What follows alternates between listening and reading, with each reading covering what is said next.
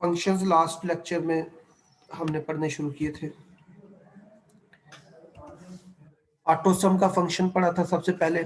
AutoSum function is used to add the content of adjacent cell. ये तमाम जो मिले हुए सेल होते हैं उनका सम निकालता है। इसमें खुद ही ऑटोमेटिकली ही सम का फंक्शन जो है वो ऐड हो जाता है सेल के अंदर। जैसे ही होम टैब के ऊपर ऑटोसम की ऑप्शन को हम क्लिक करते हैं, सेल के अंदर ऑटोसम का जो फंक्शन है वो ऑटोमेटिकली इंसर्ट हो जाता है। सम का फंक्शन हम खुद लिख के लगाते हैं। सम का फंक्शन सम करता है, इसको हम पैरामीटर देते हैं, नंबर 1 कामा नंबर 2 कामा नंबर, कामा करके भी नंबर दे सकते हैं, यानी एक एक सेल भी दे सकते हैं और सेल की रेंज भी दे सकते हैं। एवरेज का फंक्शन पढ़ा, मैक्स का फंक्शन, मिन का function, count, concatenate, Q R T square root के लिए, फैक्ट का फंक्शन, फैक्टोरियल, काउंट ब्लैंक, ये ब्लैंक सेल्स को काउंट करता है। लोअर का फंक्शन जो लेटर्स होते हैं उनको लोअर केस में कन्वर्ट करने के लिए यूज करते हैं। अपर का फंक्शन अल्फाबेट्स को, लेटर्स को अपर केस में ले आता है। पावर का फंक्शन जो है वो पावर कैलकुलेट करता है, इसकी एक बेस वैल्यू होती है, एक पावर वैल्यू है। प्रोडक्ट का फंक्शन प्रोडक्ट के लिए आता है, नंबर 1 2 3 इस तरह नंबर्स दे सकते हैं या रेंज डिफाइन कर सकते हैं। ये प्रोडक्ट लिखा हुआ है A1 कामा A2, इसका मतलब A1 सेल और A2 सेल का प्रोडक्ट ले। अगर ये A कॉलम है और ये उसकी रोज है 1 2 3 4, A1 में लिखा हुआ 3, 2 में लिखा हुआ 4, 3 रो में लिखा हुआ 4.5, 4 रो में लिखा हुआ -6.78। अब ये अगर हम किसी भी सेल के अंदर ये वाला फंक्शन लगाते हैं प्रोडक्ट A1 कमा A2, तो A1 कमा A2 यानी इन दो सेल को 3 मल्टीप्लाई 4, तो ये रिटर्न करेगा हमें 12। अगर A1 A2 A3 का प्रोडक्ट ले तो ये A1 A2 A3 यानी ये 3 4 और 4.5 इसको मल्टीप्लाई करेगा और उसका जो प्रोडक्ट है वो देगा। फिर प्रोडक्ट आ रहा है A1 A2 A3 A4 का, तो ये इन चारों सेल्स की वैल्यू का प्रोडक्ट जो है वो ये है। फिर ये A1 A2 A3 A4 -2, ये तमाम प्रोडक्ट आके उसको -2 के साथ मल्टीप्लाई कर देगा। यहाँ तक तो वही आएगा, फिर -2 जो है उसको जब मल्टीप्लाई करेगा तो ये 732.24 आ जाएगा। उसको आप खुद भी ट्राई करें। मॉड का function return the remainder after number is divided by a divisor. इसमें एक डिविडेंड होता है, एक डिवाइडर होता है, एक डिविडेंड एक डिवाइडर। यहाँ पे अगर हम देखें A1 के अंदर लिखा हुआ 19, A2 में लिखा हुआ है, A2 सेल के अंदर लिखा हुआ 17, A3 सेल में लिखा हुआ -13। अगर हम किसी भी सेल के अंदर लिखते हैं मॉड A1 कमा A2, A1 को A2 से डिवाइड करना है, A1 इज 19 A2 इज 17, ये वन टाइम डिवाइड होगा 17 मल्टीप्लाई 1 17 और नीचे रिमाइंडर में आएगा 2, तो इसका आंसर 2 रिटर्न होके आएगा। फिर A1 और A3 इसको जब डिवाइड करेंगे तो आंसर आएगा -7। ये जस्ट डिवीजन हो रही है और डिवाइड करके जो रिमाइंडर में आता है, जो चीज नीचे बचती है वो रिटर्न करता है मॉड का फंक्शन। टुडे का फंक्शन आज की डेट इंसर्ट करता है। ये वो तमाम फंक्शंस हैं, ये शीट आपसे शेयर की जा चुकी है। ये स्क्वायर रूट का फंक्शन हमने यहाँ पे लगाया हुआ है। फार्मूला बार के अंदर ये फंक्शंस नजर आते हैं। ये फैक्टोरियल का फंक्शन लगा हुआ है, इधर कंकैटिनेट का फंक्शन लगा हुआ है, इस सेल के अंदर लोअर का फंक्शन लगा हुआ है, यहाँ पे अपर का फंक्शन लगा हुआ है। उसके बाद यहाँ हमने ऑटो सम किया था, इस सेल के अंदर सम किया था, यहाँ पे एवरेज का फंक्शन है। फंक्शन आपको यहाँ पे फार्मूला बार में ऊपर नजर आ रहे होंगे। मैक्स का फंक्शन इधर लगा हुआ है, मिन का फंक्शन, यहाँ पे काउंट का फंक्शन है, यहाँ पे काउंट ब्लैंक का फंक्शन लगा हुआ है, इस जगह पे मॉड के फंक्शन लगे हुए हैं। ये वैल्यूज है, वैल्यू 1 और वैल्यू 2, जिनको डिवाइड करके यहाँ पे मॉड का रिजल्ट आ रहा है। प्रोडक्ट का फंक्शन इस जगह पे लगा हुआ है, ये दो वैल्यूज का प्रोडक्ट ले रहा है। यहाँ पे जो प्रोडक्ट आ रहा है वो वैल्यू 1 और वैल्यू 2 का आ रहा है। अगर हम इसको क्लिक करते हैं, यहाँ पे ऊपर लिखा आ रहा है प्रोडक्ट B9 C9, ये B9 C9 इन दोनों सेल का जो प्रोडक्ट है वो यहाँ पे आ रहा है। टुडे का फंक्शन यहाँ पे लगा लेते हैं, इक्वल टू टुडे, जैसे ही लिखेंगे इक्वल टू टुडे, इसकी ब्रैकेट को क्लोज कर देंगे। ये टुडे आज की डेट उसने सिस्टम से पिक की है इस फंक्शन ने, और उसको इस सेल के अंदर इंसर्ट कर दिया, यहाँ पे लिख दिया उसने आज की date. Today function return the current system date, system date mean जो इस वक्त कंप्यूटर की डेट सेट की है वो रिटर्न होगी। It refreshes the date whenever the worksheet recalculates. The syntax of today function is today. Just today equal to today, उसके open करके ब्रैकेट क्लोज कर देंगे, एंटर करेंगे, वहां पे डेट आ जाएगी।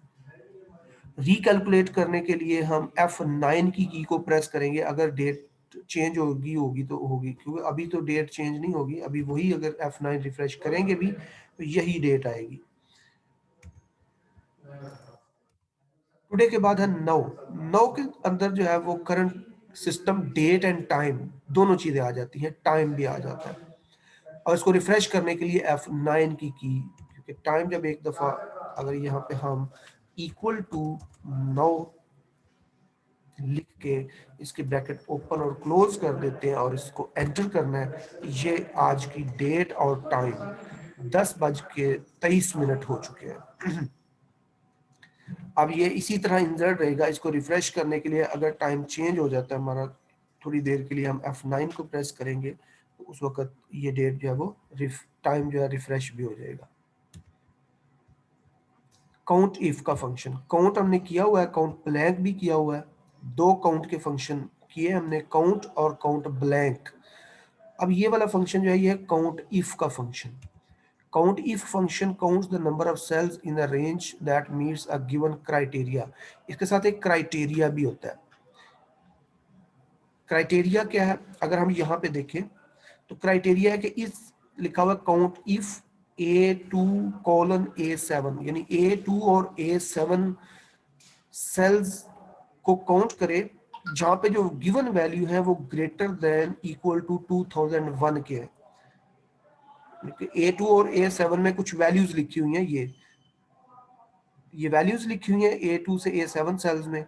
अब इसमें सारी वैल्यूज को काउंट नहीं करना, जस्ट उन वैल्यूज को काउंट करना है जिनकी वैल्यू 2001 से ग्रेटर है, तो उनकी जो वैल्यू है वो 4 है। इसको हम यहाँ पे लगाते हैं, इधर खुद भी इंप्लीमेंट करते हैं इसको, काउंट इफ को। काउंट इफ का फंक्शन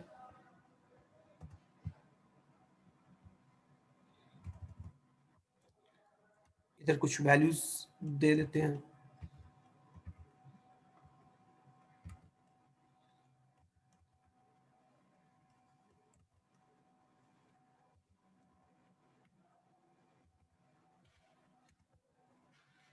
ये वैल्यूज है। यहाँ पे हम लिखते हैं इक्वल टू, अगर हम सिर्फ काउंट का फंक्शन लगाएं, count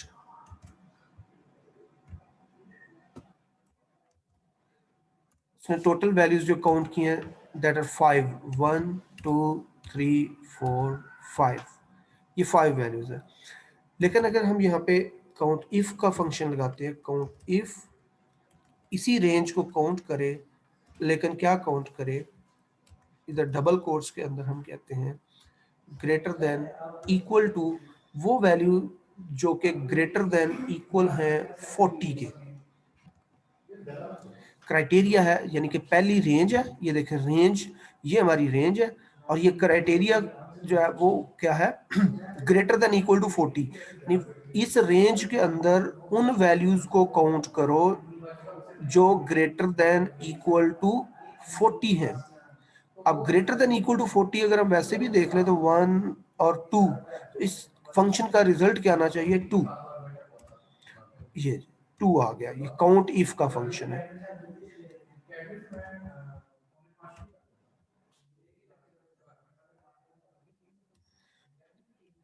count if function condition के साथ काउंट करता है। हमने यहाँ पे किया कि काउंट करो उन सेल्स को जहां पे value greater than equal to 40 है। ये क्राइटेरिया है।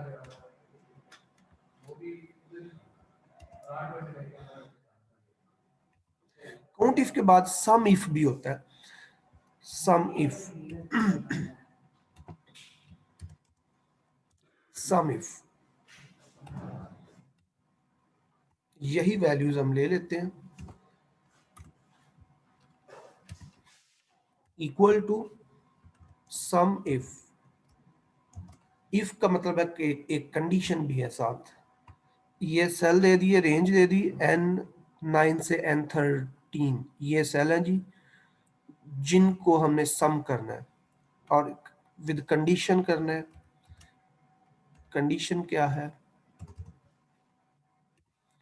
कि जहां पे value greater than equal to 40, सिर्फ उन सेल्स का सम करे जहां पे value greater than equal to 40 है, तमाम वैल्यूज का सम नहीं करना। ओके, ये बना जी 101। अब इन तमाम का सम नहीं आया, जस्ट जो सम आया है वो 45 को सम किया है उसने और 56 को सम किया, क्योंकि ये दो वैल्यूज ऐसी हैं जो कि 40 से अबव है। अगर हम इसको कंडीशनल फॉर्मेटिंग भी इसके ऊपर कर दे, यहाँ पे conditional formatting highlight cell greater than 40,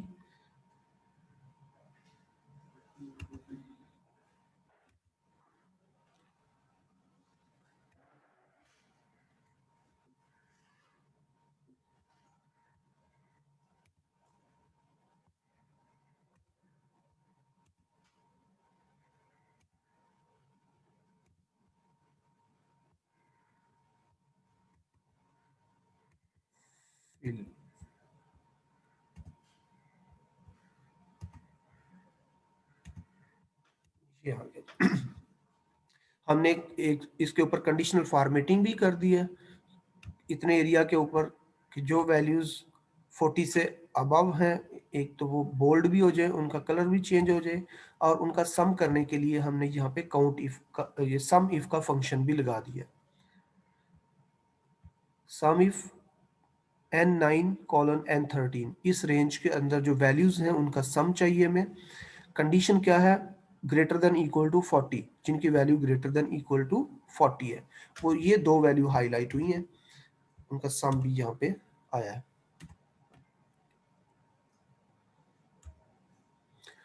इसके बाद आते हैं इफ फंक्शन के ऊपर।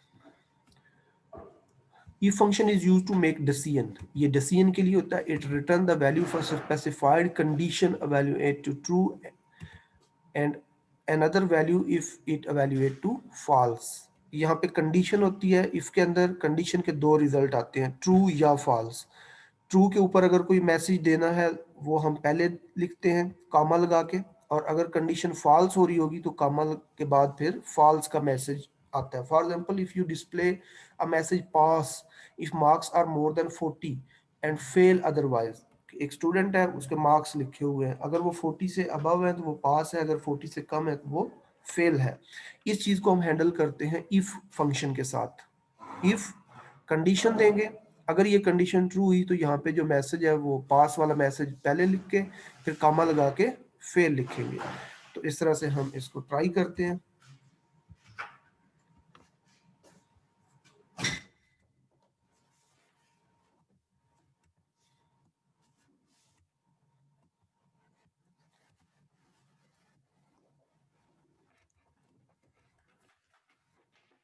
रोल नंबर लिख लिया जी, उसके मार्क्स दे दिए,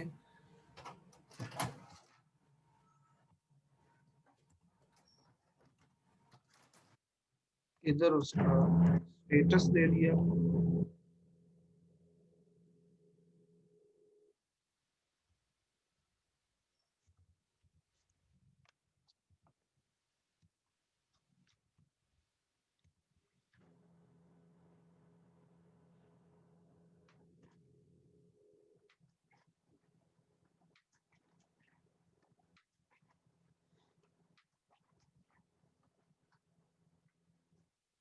इधर रैंडमली कुछ मार्क्स लिख लेते हैं, 34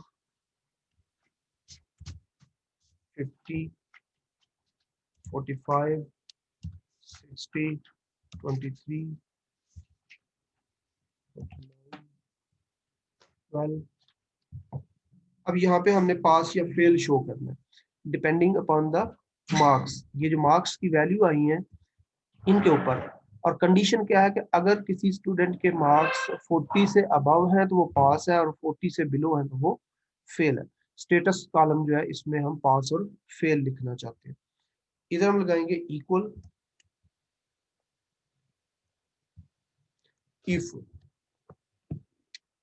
ब्रैकेट ओपन करेंगे, लॉजिकल टेस्ट यानी कि कंडीशन क्या है, इस सेल की वैल्यू जो कि D45 सेल है, डी ये 48 सॉरी, D48 सेल के अंदर जो वैल्यू है क्या ये ग्रेटर देन इक्वल टू 40 है।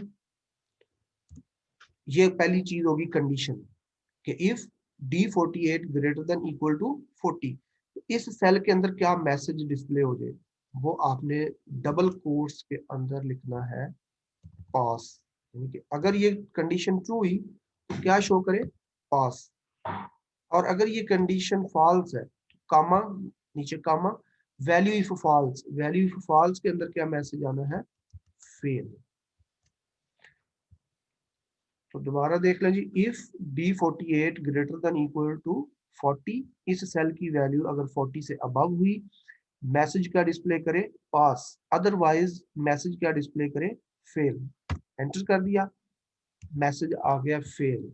क्यों, क्योंकि ये जो कंडीशन है इसके मुताबिक ये 40 से बिलो है, ये फेल में है। अब मैं फिल हैंडल से इसको नीचे कॉपी कर देता हूँ, जहां पे ये वैल्यूज 40 से अबव थी वहां पे पास आ रहा है, जहां पे ये वैल्यूज 40 से बिलो थी वहां पे फेल आ रहा है। इफ के जरिए हमने ये मैसेज डिस्प्ले करवा दिया, जो स्टूडेंट जिनके मार्क्स 40 से बिलो थे वो फेल में आ गए हैं, बाकी जो है वो पास में आ गए। इसको प्रोमिनेंट करने के लिए यहाँ पे कंडीशनल फॉर्मेटिंग भी कर सकते हैं, इन तमाम सेल्स को हाईलाइट करके इस तरह कंडीशनल फॉर्मेटिंग पे चल जाए। हाईलाइट सेल जिनकी वैल्यू इक्वल टू यहाँ पे हम कहते हैं इक्वल टू फेल। जिन सेल की वैल्यू फेल के इक्वल आ रही है वो क्या हो जाए, light red fill with dark red text. Okay, ये देखिए जी, फेल वाले जो स्टूडेंट हैं वो विद कंडीशनल फॉर्मेटिंग उनको हमने रेड में शो भी कर दिया। अब इधर अगर कहीं पे वैल्यू चेंज होती है तो ये ऑटोमेटिकली सारी चीज़ें रिकैलकुलेट होंगी। इधर मैं 23 करता हूँ तो यहाँ पे इसका जो स्टेटस पास था इस सेल में, ये अभी फेल भी हो जाएगा और ये रेड में भी आ जाएगा। और अगर ये इसके मार्क्स चेंज करते हैं, इसको मैं 60 करता हूँ, तो यहाँ पे ये फेल की जगह ये पास आ जाएगा और ये रेड भी इसका खत्म हो जाएगा। इस तरह इफ से हम ये वाला काम इजीली हैंडल कर सकते हैं।